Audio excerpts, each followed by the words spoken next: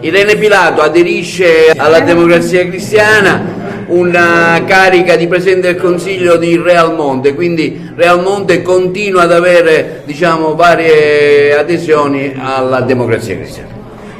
Io non so che carica ha Irene, lo so, dentro il Consiglio Comunale, è importante che ce l'abbia.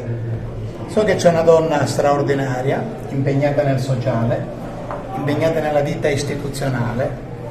So che è una grande democristiana storicamente, culturalmente, di appartenenza.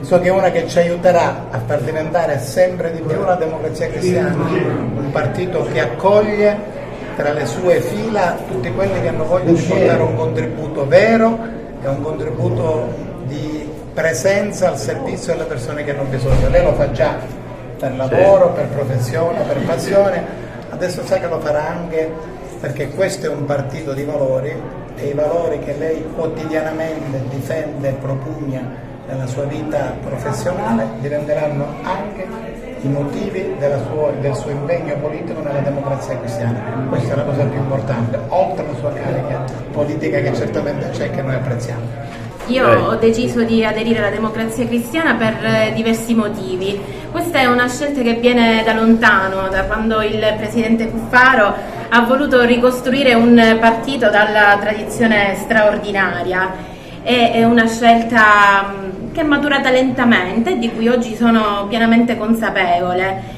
È una scelta quindi dettata da diverse ragioni, una di queste è il valore della sua storia, che sappiamo ricca e lunga di conquiste che hanno accompagnato lo sviluppo di questo paese. La Democrazia Cristiana è stata un baluardo e farla rivivere oggi non è solo un sogno, come dice il presidente Cuffaro, ma è proprio un'esigenza del tempo, un bisogno che affiora nelle coscienze e che si afferma in una fase politica che ha davvero l'esigenza di riscoprire i veri valori. Quindi aderisco ad un partito autenticamente democratico, sostenitore delle libertà, di associazione, del pluralismo, a favore dell'impresa, ma che non trascura, quindi che si rivolge con attenzione alle riforme sociali e ovviamente ai più deboli e più bisognosi.